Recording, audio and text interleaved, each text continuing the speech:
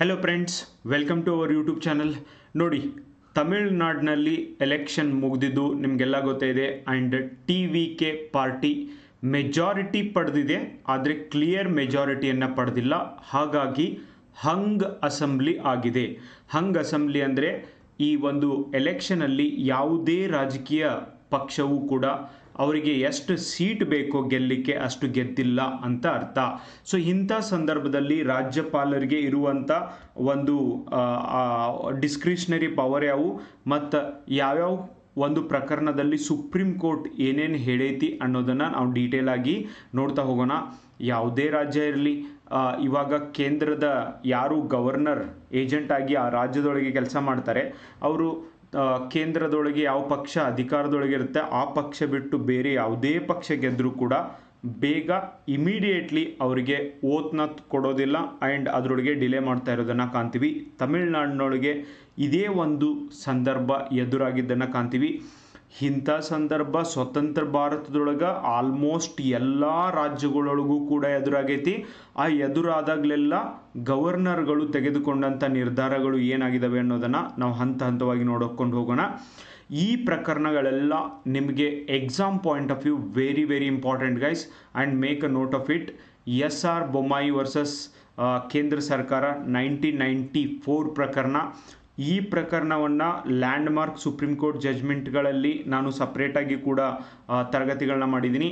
SR Bommai ಪ್ರಕರಣದಲ್ಲಿ supreme court ನೀಡಿದ ಮಹತ್ವದ ತೀರ್ಪನ್ನು ಬಹುಮತವನ್ನು ಸದನದಲ್ಲಿ ಪರೀಕ್ಷಿಸಬೇಕೇ ಹೊರತು ರಾಜ್ಯಪಾಲರ ಎದುರಲ್ಲ.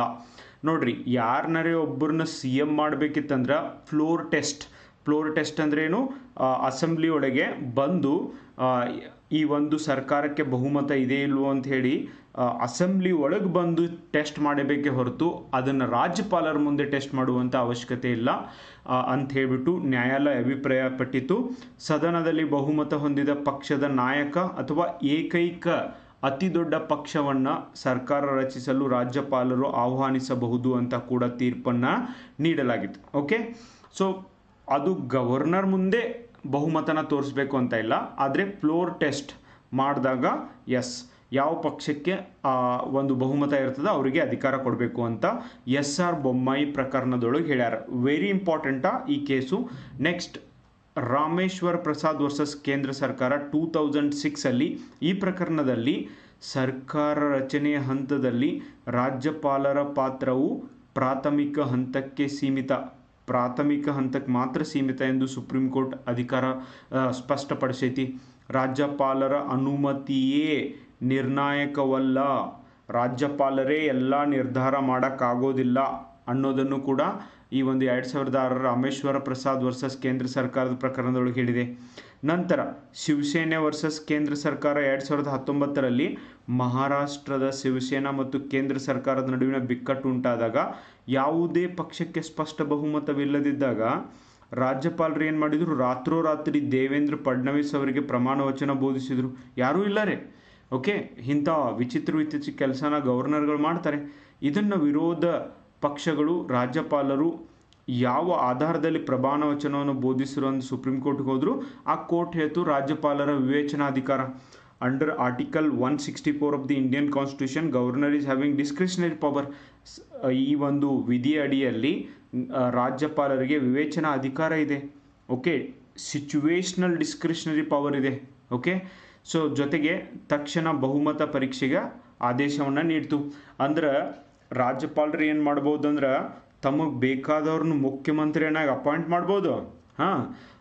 ಅಪಾಯಿಂಟ್ ಮಾಡಿದ ಮೇಲೂ ನೀ ಮೆಜಾರಿಟಿ ಫ್ಲೋರ್ ಟೆಸ್ಟ್ ಮಾಡ್ತೇವಪ್ಪ, ಮೆಜಾರಿಟಿ ಪ್ರೂವ್ ಮಾಡಿರಿ, ಬಹುಮತವನ್ನು ತೋರಿಸ್ರಿ ಅಂತ ಕೇಳ್ಬೋದು. ಮೊದಲೇ ಬಹುಮತ ತೋರಿಸಿ ಆಮೇಲೆ CM ಮಾಡಲಾರ್ದೇನೆ ಮೊದಲೇ CM ಅಂತ ಒಬ್ಬರನ್ನ ನೇಮಕ ಮಾಡಿ ಆಮೇಲೆ ಬಹುಮತ ತೋರಿಸ್ರಿ ಅಂತ ಹೇಳ್ಬೋದು.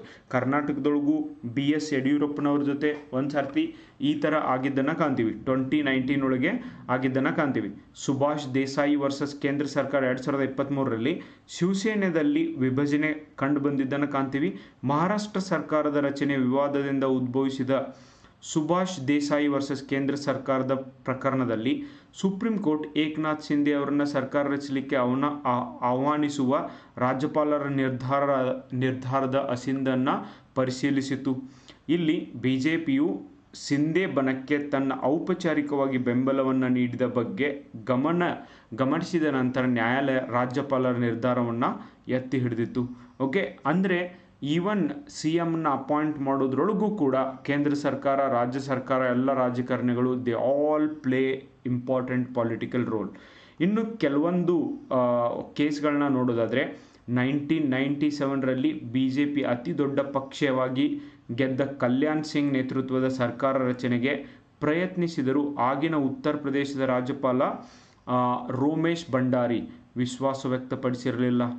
ಆದರೆ 1 ವರ್ಷದ ನಂತರ ಅದೇ ರಾಜ್ಯಪಾಲರು 424 ಸದಸ್ಯರ ಸದನದಲ್ಲಿ ಕೇವಲ 22 ಶಾಸಕರನ್ನು ಹೊಂದಿದ ಲೋಕತಾಂತ್ರಿಕ ಕಾಂಗ್ರೆಸ್ ಪಕ್ಷಕ್ಕೆ ಸೇರಿದ ಜಗದಾಂಬಿಕಾ ಪಾಲ್ ಅವರು ಬಿಜೆಪಿಯೇತರ ಪಕ್ಷದಿಂದ ಬೆಂಬಲ ಪತ್ರ ಸಲ್ಲಿಸಿದ ನಂತರ ಪ್ರಮಾಣ ವಚನ ಬೋಧಿಸಿದರು.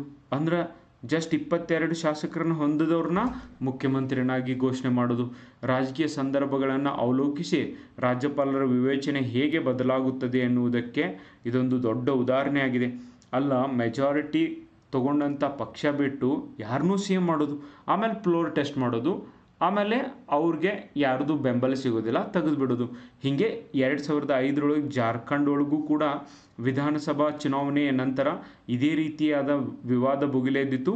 ಬಿ ಜೆ ಪಿ 30 ಸ್ಥಾನಗಳೊಂದಿಗೆ ಏಕೈಕ ಅತಿ ದೊಡ್ಡ ಪಕ್ಷವಾಗಿ ಹೊರಹೊಮ್ಮಿತು.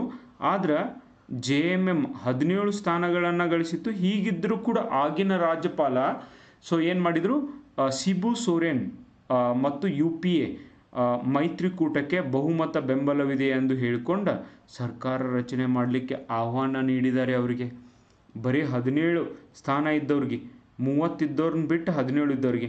ಅಂದ್ರೆ ಇಲ್ಲಿ ನೋಡ್ರಿ, ಯಾವ್ಯಾವ ಪಕ್ಷಗಳು ಕೇಂದ್ರದೊಳಗೆ ಅಧಿಕಾರದೊಳಗಿದ್ದು, ಯಾವ್ಯಾವ ಪಕ್ಷಗಳು ಕೇಂದ್ರದೊಳಗೆ ಅಧಿಕಾರದೊಳಗಿದ್ದ ರಾಜ್ಯಗಳಲ್ಲಿ ರಾಜ್ಯಪಾಲನ ನೇಮಕ ಮಾಡ್ಯಾರ, ಅವರೆಲ್ಲರೂ ಈ ಅಧಿಕಾರವನ್ನು ಯಾವ ಥರ ಮಿಸ್ಯೂಸ್ ಮಾಡ್ಕೊಂಡಿದ್ದಾರೆ ಅಂತ ನೀವು ನೋಡ್ಬೋದು. ಈ ಪ್ರಕರಣಗಳಲ್ಲಿ BJP ನೇತೃತ್ವದ NDA ಕೂಟ ಕೂಡ ತಮಗೆ ಬಹುಮತವಿದೆ ಎಂದು ಪ್ರತಿಪಾದಿಸಿದ್ದರಿಂದ ರಾಜ್ಯಪಾಲರ ನಿರ್ಧಾರ ತೀವ್ರ ಸಂವಿಧಾನಿಕ ಟೀಕೆಗೆ ಗುರಿಯಾಗಿದ್ದು.